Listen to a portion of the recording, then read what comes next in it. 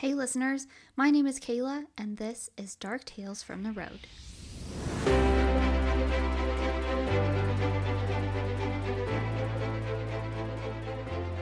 Hey everyone, thank you so much for joining me today.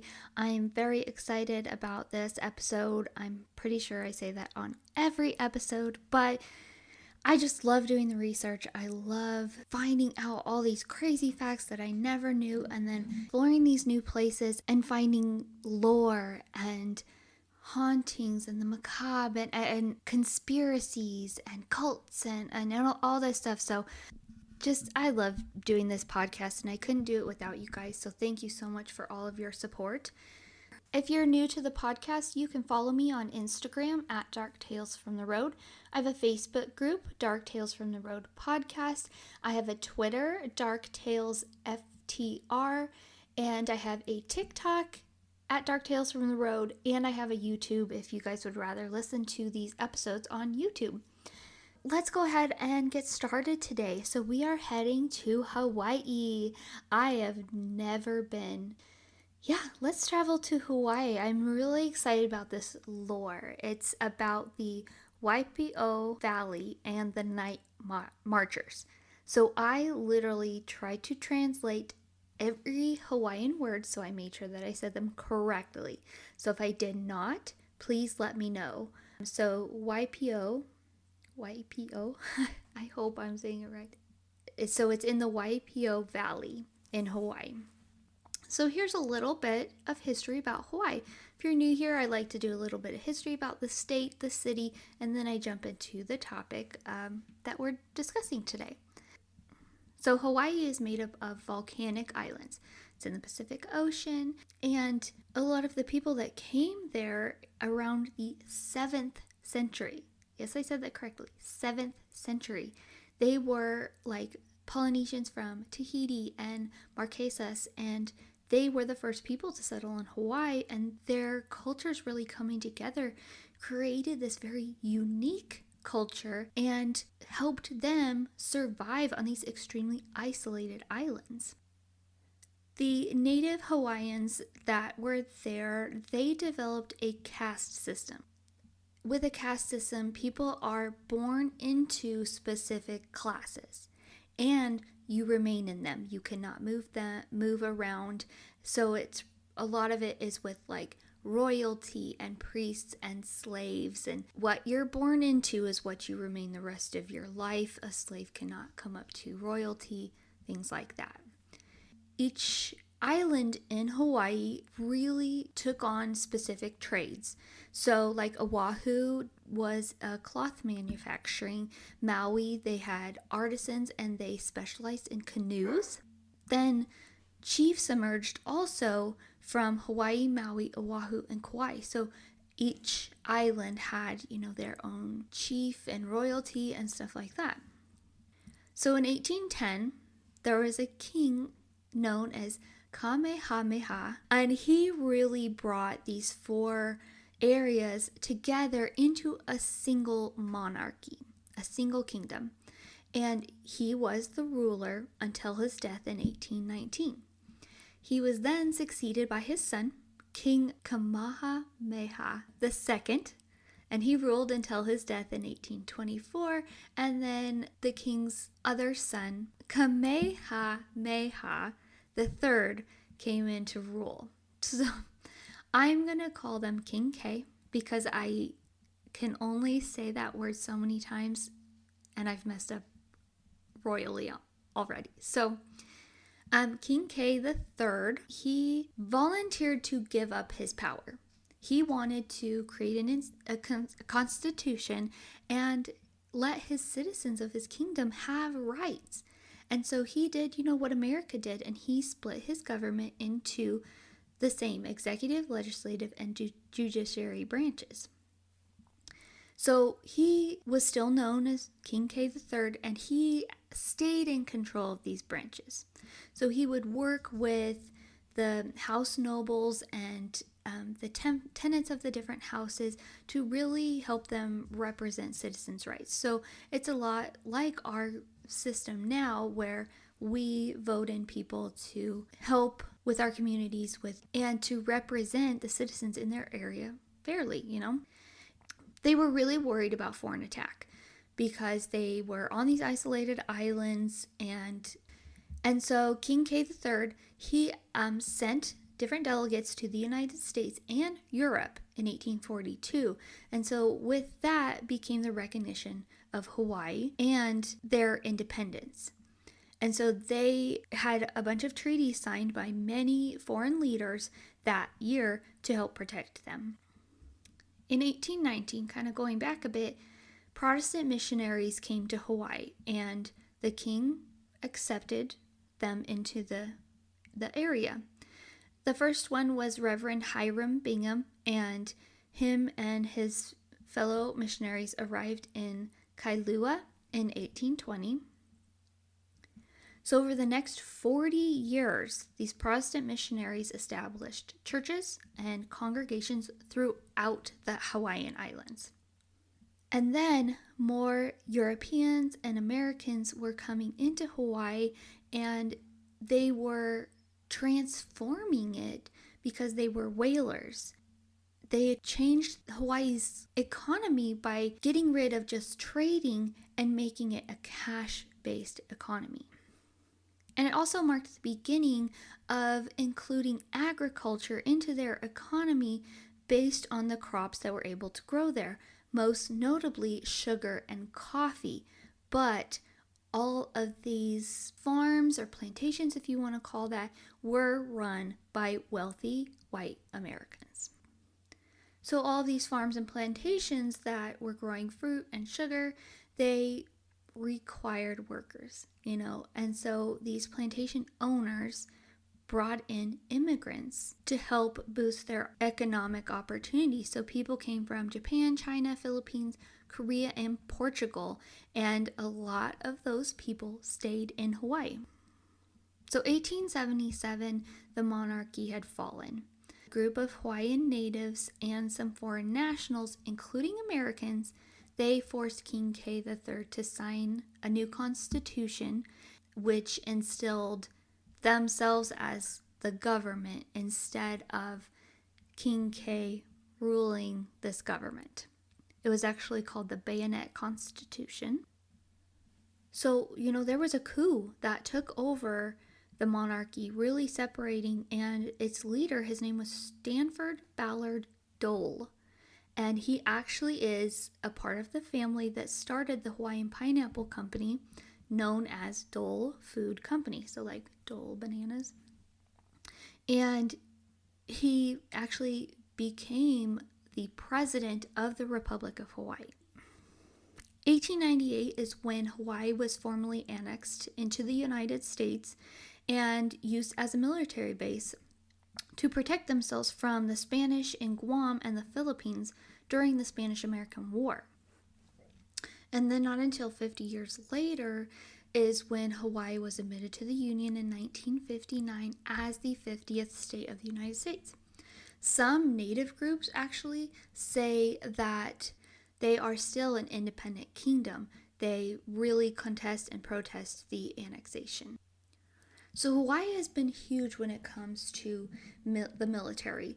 It was a strategic area between the United States and Asia. So on December 7th, 1941, the Japanese launched their surprise attack on Pearl Harbor, which is a naval base in Honolulu.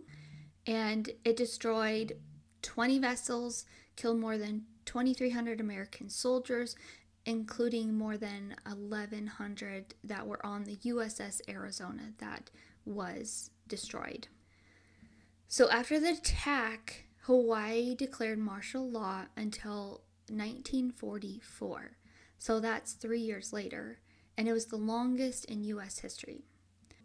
2,000 people of Japanese descent were suspected of disloyalty to the United States, and so they were all rounded up and they were sent to the mainland and forced to live in Japanese internment camps until the end of the war.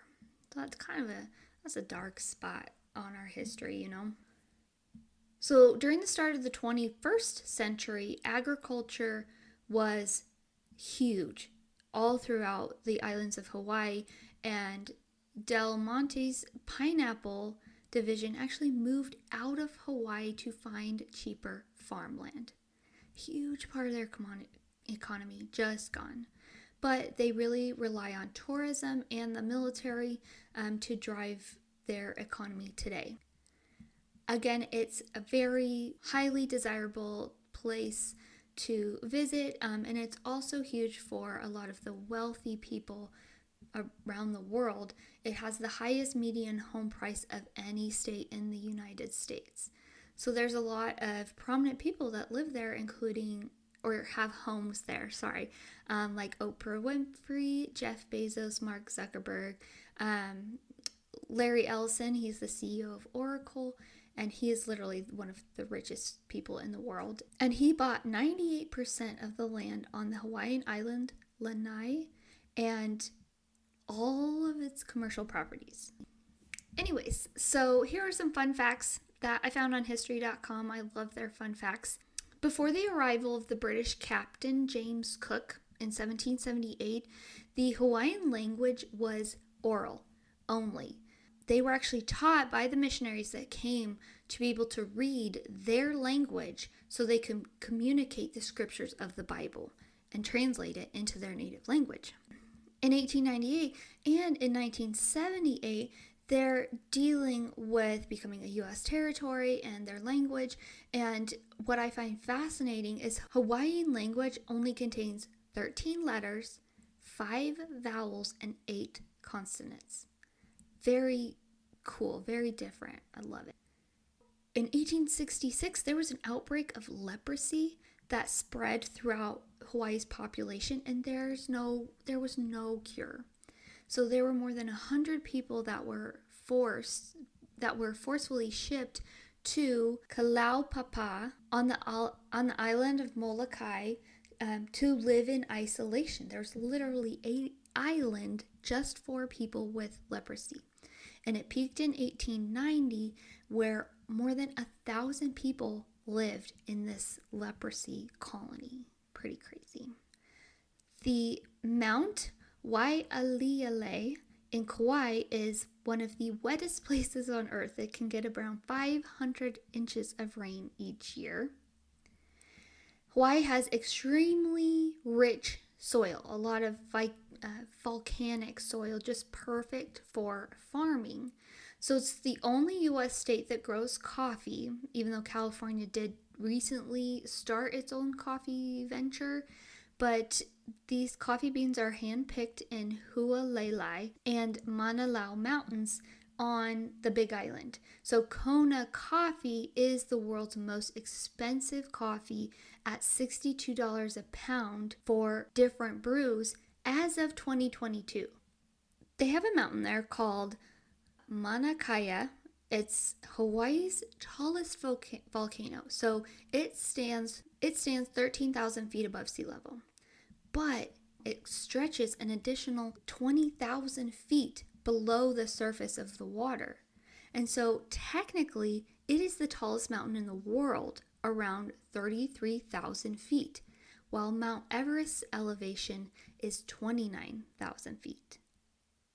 And that's at sea level. So pretty crazy to think about. And Hawaii's population is the most isolated on Earth. It's more than 2,300 miles from the US, 3,800 miles from Japan, and 4,900 miles from China, and 5,200 miles from the Philippines. So they are crazy isolated, and it is very expensive to live there, guys. My husband's company has a district in Hawaii, and the cost of living, the cost of food, it's pretty crazy because of that crazy isolation. Moving on, this valley is located in Honoka'a. This was a huge area for Native Hawaiians. They had a huge community, and this was the original birthplace of the kings that ruled over the islands. And they believed that this place was infused by power and peace. They called it Mana and Honua. And it was actually called Hamakuau, this area was. And that was before settlers came into Hawaii, like from the US and Europe. So the Valley of Waipi'o is located in Hamakua, and it was a huge area based on warriors. So there's a legend around the Waipi'o Valley that is in Hamakua that it was formed by a warrior.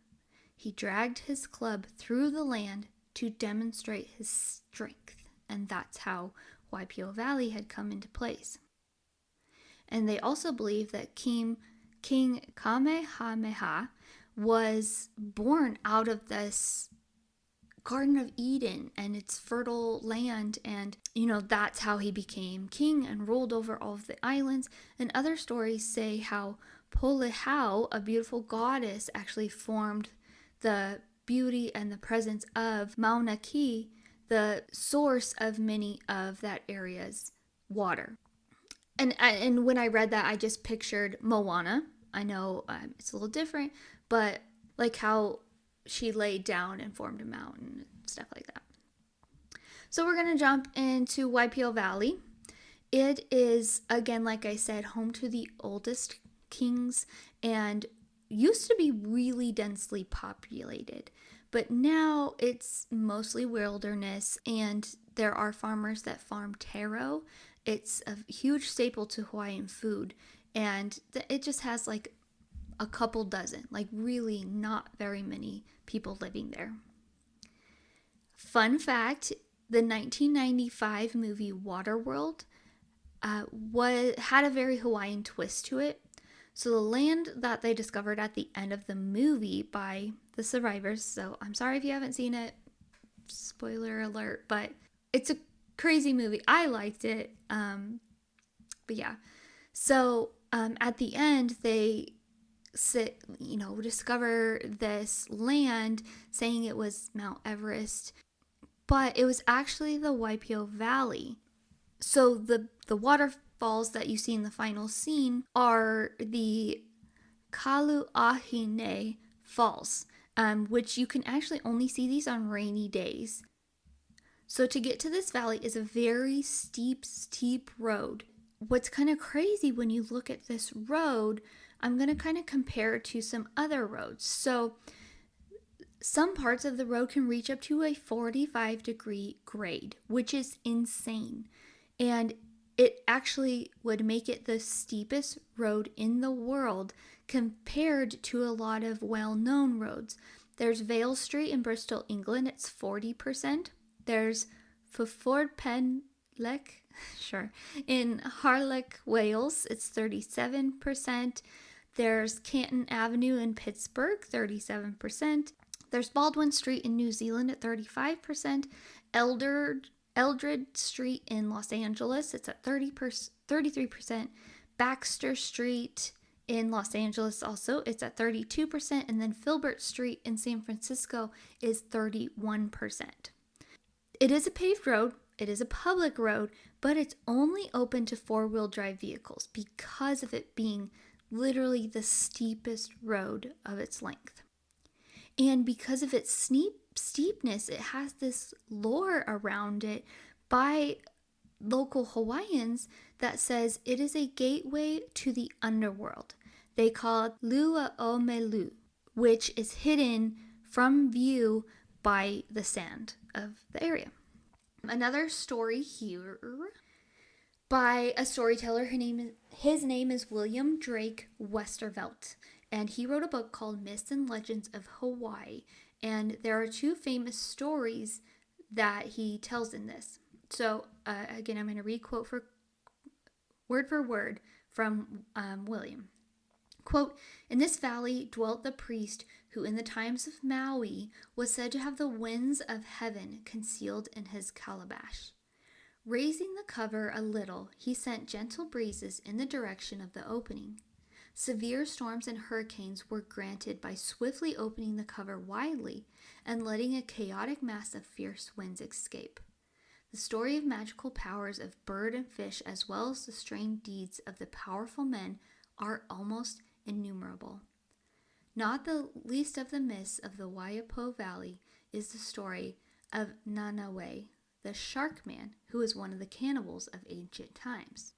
So according to Hawaii religion, Kamahoali was the ancestral shark god.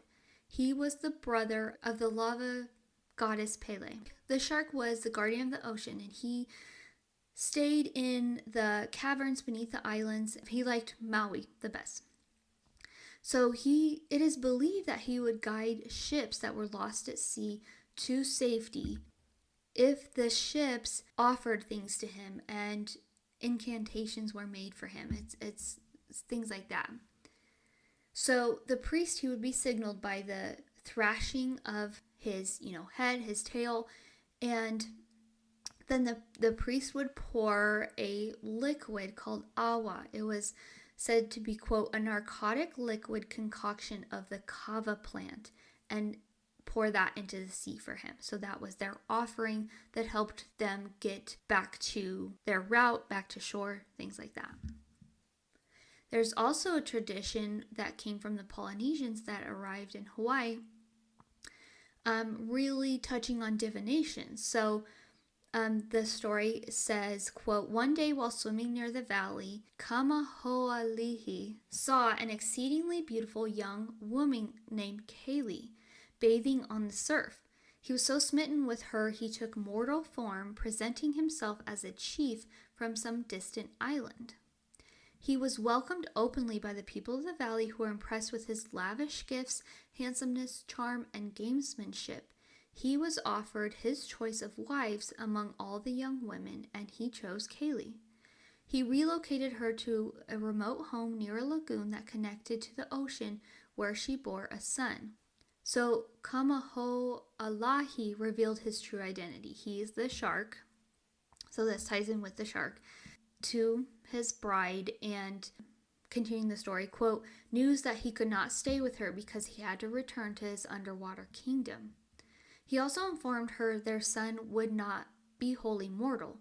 Having produced a demigod, she would have kept him isolated and never, ever allow him to consume the flesh of any land-dwelling animal. When the child was born, Kaylee noticed a curious crescent-shaped orifice between the boy's shoulder blades, resembling a shark's mouth. She dutifully followed the instructions of her absentee immortal lover, raising the boy on a strict diet of plants and fish, always cautious to keep his genetic abnormality a closely guarded secret, hidden under a regal, bright yellow and red feathered cloak, usually reserved for royalty. But once the boy became a young man, his mortal grandfather snuck him into the village while his mother slept. For the first time, he indulged in alcohol, pork, and chicken. Shortly after, the crescent orifice on the boy's back began growing rows of razor-sharp teeth, along with an insatiable appetite for red meat. So ferocious was this appetite, he became compelled to stalk, kill, and devour human beings. The more red meat and human blood he consumed, he became more powerful, capable of transforming into a shark. He began appearing in villages, covertly inquiring where the best swimming holes or fishing spots were, only to transform into a shark and ravage the locals at those very spots. The villagers became suspicious of so many shark attacks, they knew something supernatural was afloat. One day, the king drafted all able-bodied young men on the island to participate in a cooperative effort of manual labor. Nanawe, which is the son's name, he didn't show up, but the king happened to be traveling and crossed paths with him. The king demanded to know why he was not participating in the project, and Nanawe said because his father was chief of a distant island and it didn't apply to him. But the king, although impressed by the lad's confidence and regal cloak, commanded him to participate. When Nanawe arrived and began working, the other young men hazed Nanawe and pulled off his cloak. It was then they discovered his monstrous shark mouth abnormality. The connection between so many devoured villagers and his shark man came crashing down, and the mob erupted with anger, lynching him as a criminal. He was carried off, bound, beaten, and a ceremonial oven was constructed for his execution.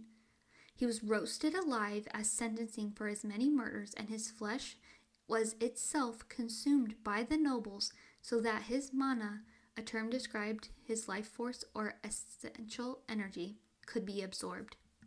It is said that when the ashes from the oven settled into the sea, a unique silver moss grew upon the lava rocks and exists there today.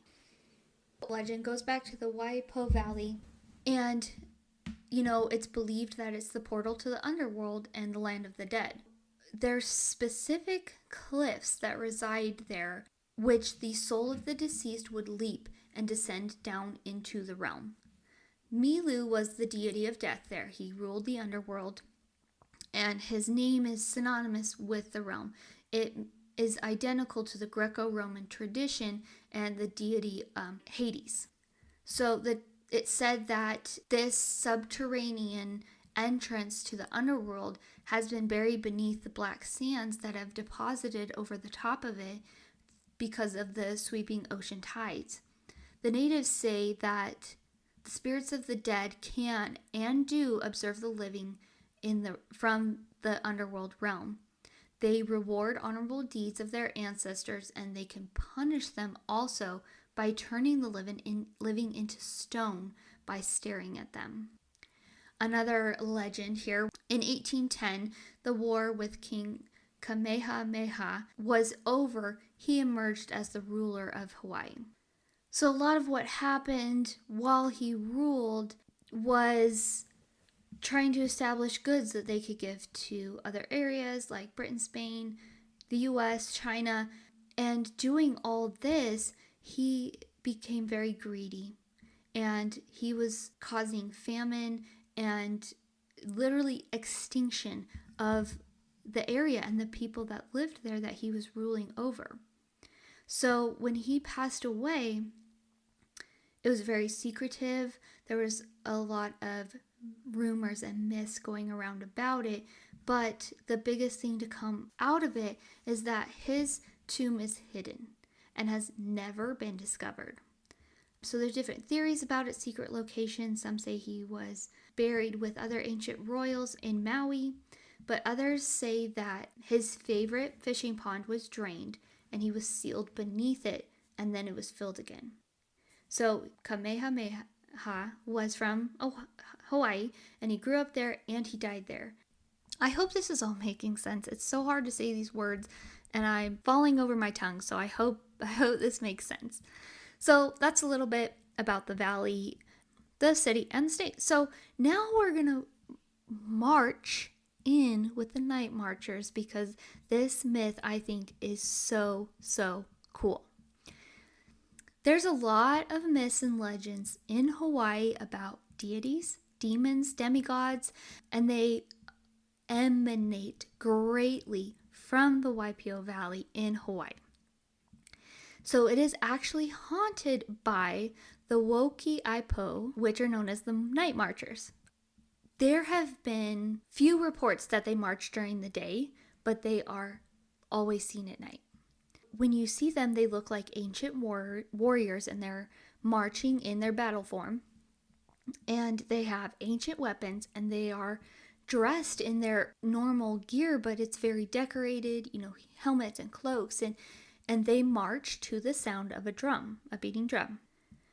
They are said to march above the ground, like almost floating, not touching the ground, but there's so many reports of the footprints that are left behind. So that's kind of do they, don't they?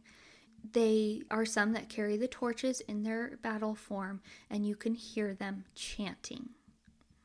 There is a legend that says if you watch the night marchers or attract their attention, it's extremely bad luck. A huge part of these warriors is showing respect. There are so many stories out there telling about the night marchers and seeing them, and the huge thing that is reiterated in every story is that they demand respect. If you say you don't believe, if you ignore what they're saying or doing, you are actually risking your life.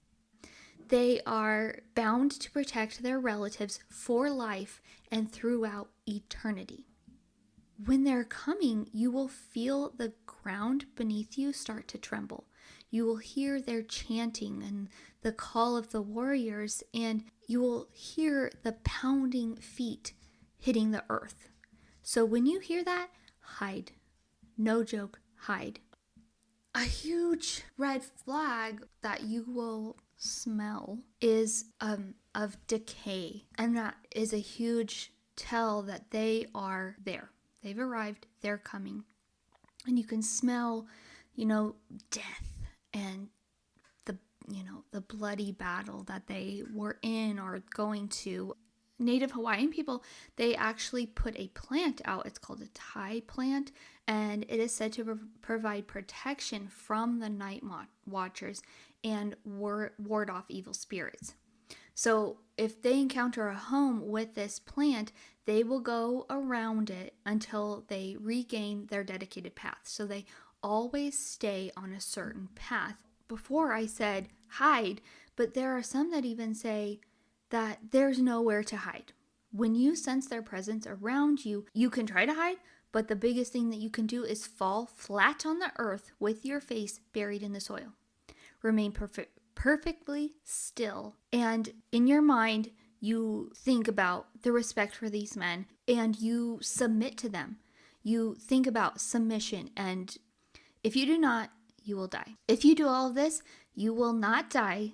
The warriors will pass over you.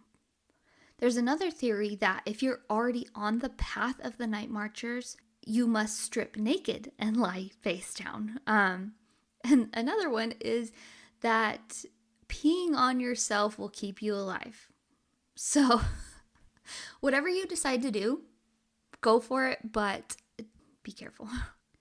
If you share a bloodline with somebody that's marching, they will keep you safe. Unless you start seeing the faces of the other warriors, then you're in trouble. You could die.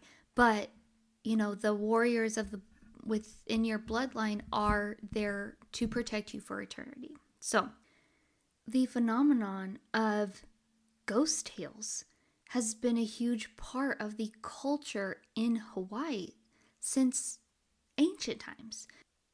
There's ghostly sightings and hauntings and images that have reported all over every island. Buildings, valleys, burial sites, temples, forested areas on the beaches, on the lava fields. It's just rich with mythology and folklore around a lot of the sacred sites. And Hawaii is very ingrained with the past and representing it in the present. A lot of the natives have had encounters at some point in their life that they claim. Or they know someone who has a story to tell. And the Night Marchers is one of the most popular subjects of their ghost stories. Some say that the Night Marchers are spirits of an army that are going to battle or coming from battle. And they believe that they're restless souls. They haven't moved on. They're not done with what's happening. And some say that they're looking to reclaim their territory that they lost in a battle or whatnot. They're continually replaying battles that went wrong and trying to avenge their own death. And some say that they're searching for an entrance into the next world. So areas like Nuuanu Palai Lookout, Ka'awa'a Valley, and Kalihi Valley on Oahu, those are all on Oahu, are rumored to be very active sites of the Night Marchers and their trails through there. And some other parts is Oahu's Pali Highway, and it runs through the Kamehameha battle site. And it's literally recommended by natives to not go at night, especially alone. All of these, visitors are encouraged to not go, to be wary, be aware of their surroundings. It's pretty cool. There is a school campus, the Kamehameha School Campus on Oahu. It's old, over 100 years old, and it is said that it's been visited by night marchers occasionally. There is a ranch called Kuaulao Ranch in Oahu, And they've also spotted night marchers there, but the house that is there is said to house hundreds of Hawaiian chiefs. And there have been multiple nighttime car accidents there. And they believe it all goes back to the house, the chiefs, and even the night marchers. There's an area south of Maui where, again, the restless night marchers are marching through, but they believe that they're going, and they're going through the lava area. And they believe that these night marchers are in search of mischief. So the first time I talked about this was a different article, so I'm kind of in another one that explains things a little differently. So I'm sorry if I repeat myself, but I really like this part. It was questioned what to do when happening upon a night march in progress. So it says they can never be interrupted. They said, if you look upon the night marchers, it signals something bad is going to happen to you. And you are urged to lay on the ground, play dead, don't look at them. And any sound that they hear, they could stop and glance at you, again, putting this fate on you that is terrible. They're very diligent about their route that they're taking and their destination. They do not like being deviated from their path because of the humans nearby, and they will haunt them. So there's actually 2 nights that are favorite nights for the night marchers, called Po Kane and Po Akua. So Po Kane is the night of the Hawaiian god Kane, and that includes different chiefs, chiefesses, priests, and different attendants. Po Akau is the 14th night of the new moon. So a lot of spirits of chiefs, warriors, and guardian spirits are alive and marching between sunset and sunrise. So during those 2 days, there's characteristics that go on during these night marches. There'd be heavy wind, there's spirits carrying torches, there's male and female rows of marchers, which I thought was interesting, with the times. There'll be lightning and thunder, heavy rain or a high surf, chanting and drum beating, bright torches, game playing and revelry, and there's almost always a mist or a fog. And there actually are ghost tours in Honolulu that, will take you to all the eerie spots, but some of them really center around the night marchers, which I think is pretty cool. And even people, locals, natives that have never heard or seen the night marchers still very much believe in their existence. So some kind of stories here. Downtown Honolulu, there was a report of the night marchers that their trail went through the Davies Pacific Center. And in 2012, during a meeting that was at a building on the 23rd floor, they claimed that the building's security cameras captured the night marchers on video. So there was a native Hawaiian, she was the cleaning lady there, and she was cleaning at night, during her job, when she noticed mist appearing, and she died the next day. So the following month, someone claimed to have seen the ghost of the lady marching with the night marchers and disappearing on the other side of the wall. Very creepy. So a man named Ricky, he claims that he caught a glimpse of the night marchers during a trip. He was with his then girlfriend Jennifer. They were visiting friends, and it was Ricky, Jennifer, and his friend Richard, and then his son Ryan, and they were camping on the beach. And Ricky says he remembers the exact date, July 5th, 1995. They went on the beach between 10 and 11 p.m. and there was a flash of light that caught their attention in the dark. And they said it looked like a line of fire ants, like marching down the mountain. He said, quote, "I thought people were hunting, but there was a long line of torches."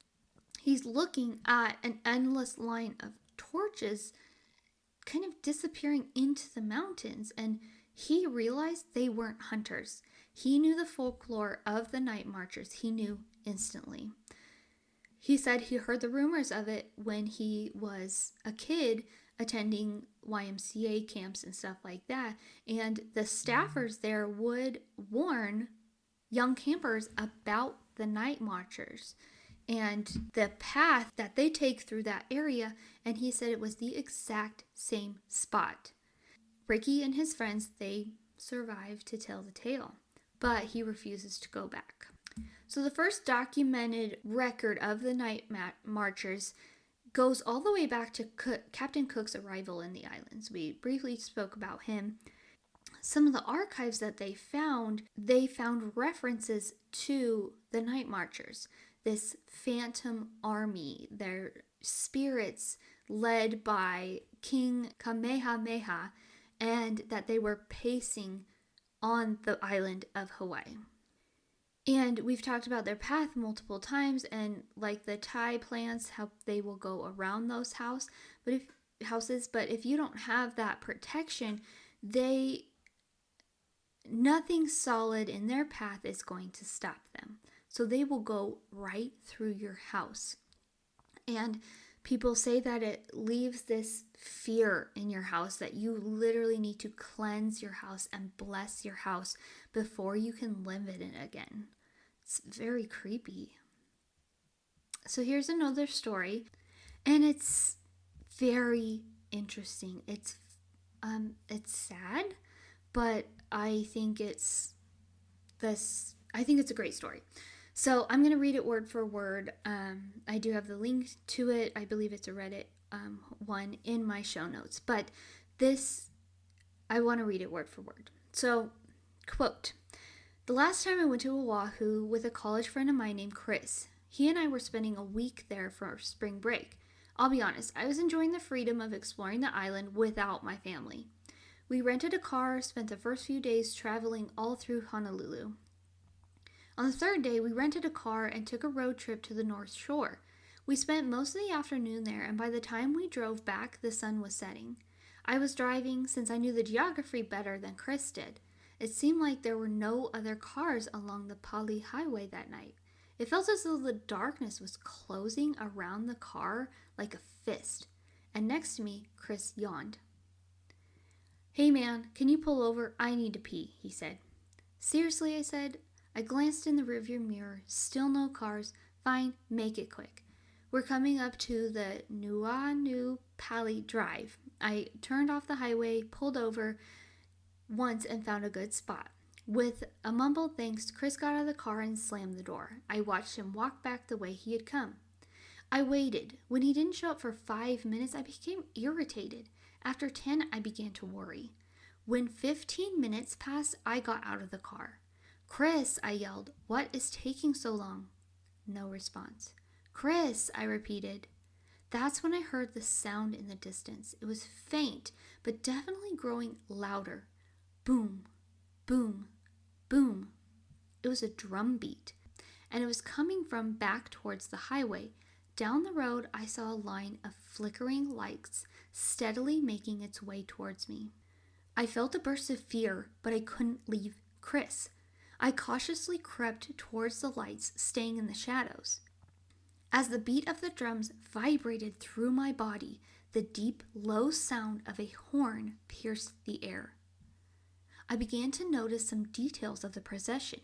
The people in the front were carrying long spears and torches. A man in the center held a large conch shell, which he blew as he walked by. I ducked behind a tree as they grew closer. The first row of people were all dressed in the capes of Hawaiian warriors. Their eyes were glowing and flickering just like the torches they carried. Their bodies and clothes were an ashen white. They marched in formation, chanting words I didn't understand. The men in the row behind them were dressed in army fatigues with rifles over their shoulders. Their eyes glowed too, and they chanted along with the warriors on the jacket sleeve of the man closest to me.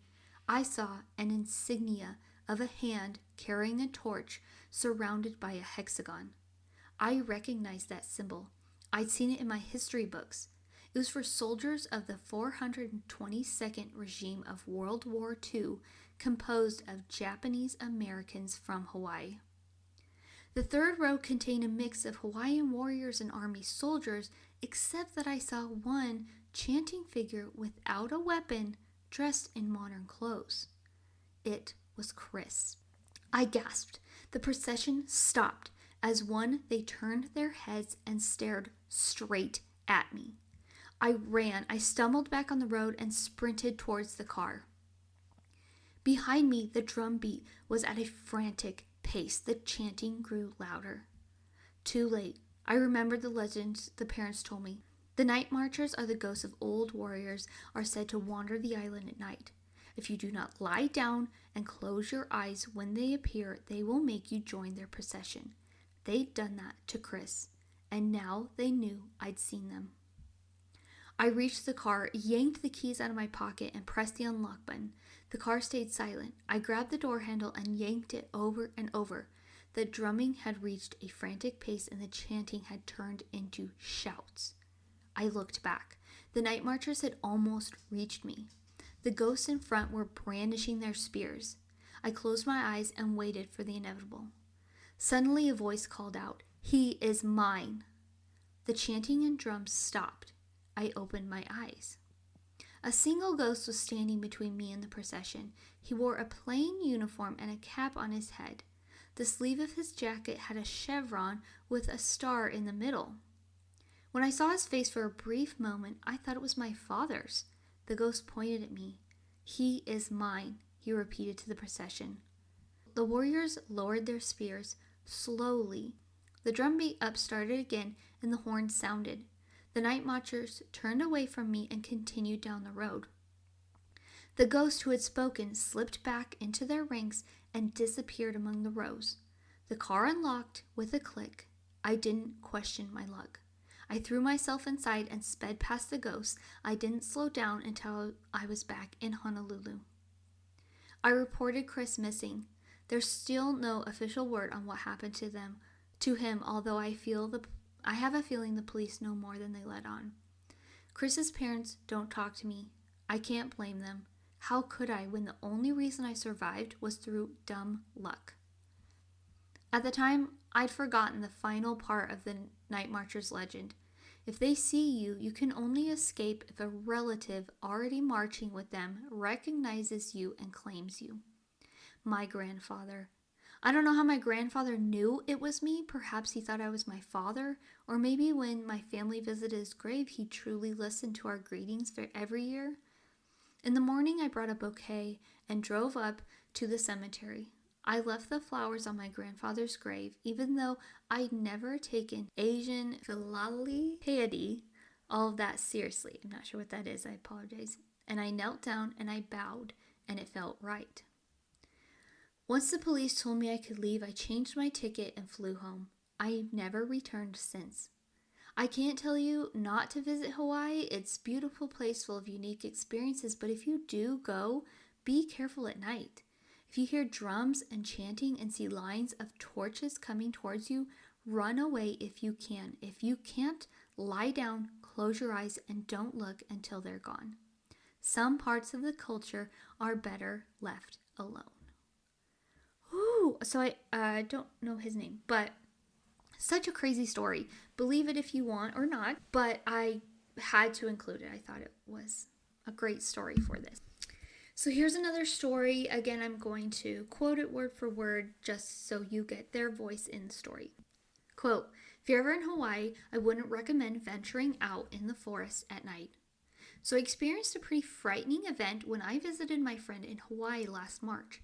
I've always wanted to share this story here, but I just never got around to doing it. Anyways, here's a little background. I met my friend, let's call him Melko, while I was in the Marines. He's native Hawaiian and I'm from Southern California, and we both stationed in the Mojave Desert for about 3.5 years. We became very close. We ate, worked, slept, drank immensely together. Anyways, I got to know him pretty well, so believe me when I say this guy was super spiritual. He believed in all these crazy Hawaiian legends. He was really respectable of the land, hated how outsiders were causing the Hawaiian gods to be angry, thus erupting all the volcanoes. One time he was pissed drunk and I was helping him back into bed when I reached and grabbed him. He started to fight me and started screaming, "Please don't curse my family." Me and my other buddies always found it kind of funny and gave him shit for that. All in good fun. Anyways, you get the point. We both got out of the military last year, and we've always talked about me going over to Hilo, where he's from, to visit once we were out. He wanted to take me hunting, cliff jumping, and all sorts of crazy stuff like that. This guy was crazy. So last March, I flew out to visit my dear friend. Just a couple of days of being there, nothing strange happened.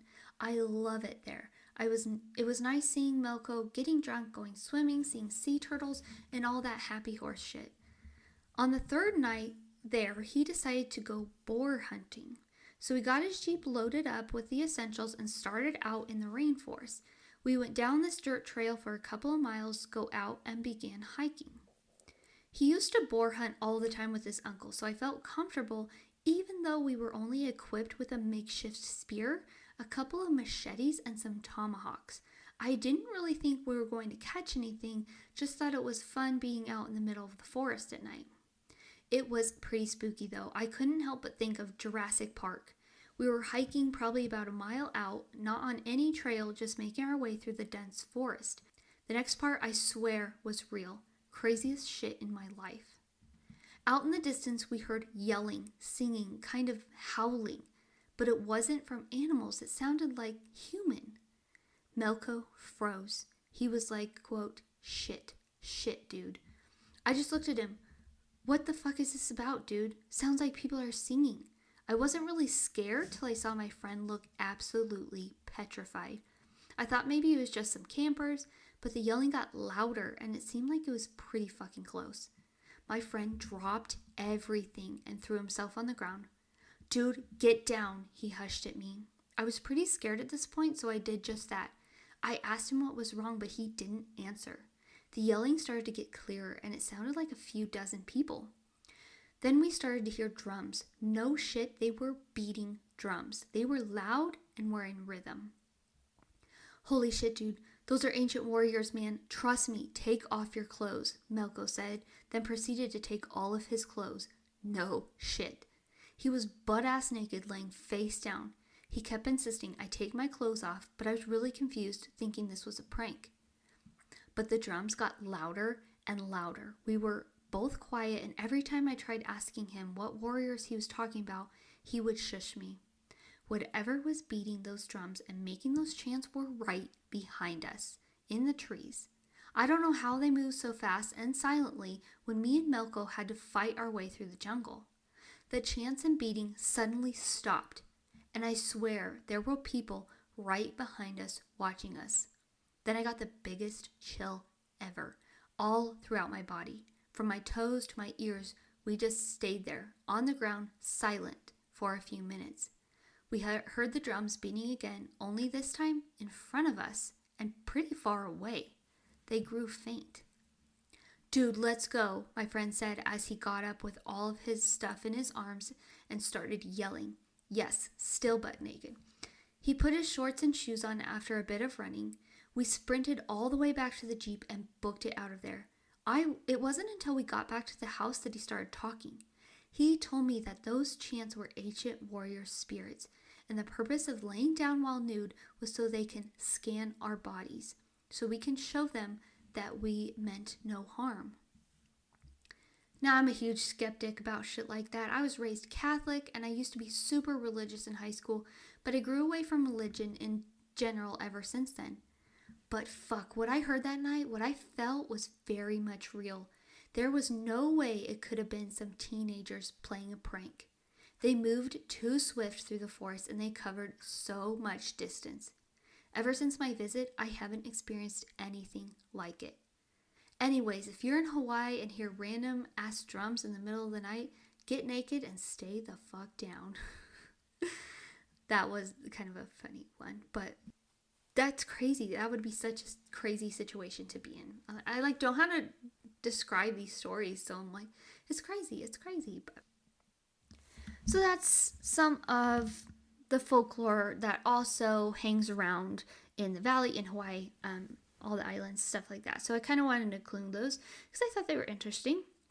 But yeah, that is the story of Hawaii and the Waipi'o Valley and the Night Marchers. And so if you guys ever go to Hawaii and want to experience it, or then be wary, be cautious, be aware of your surroundings, and remember the rules. Face down, don't look at them, be respectful, and if you want to get naked, go for it. So yeah, that's the episode today. Again, you guys can follow me on Instagram, Facebook, Twitter, TikTok, and YouTube if you are interested in learning more. Next week, we are going to have a bonus episode. I am actually going to start doing episodes about zodiac, and I am starting with Aquarius. It comes out on the 23rd, and so that is the time of Aquarius. And I'm very excited. I'm getting very into zodiac, and so there's a lot that goes into it that helps you understand yourself, and it's not just your sign. There's a lot more to it, but I hope to kind of explain everything along the way.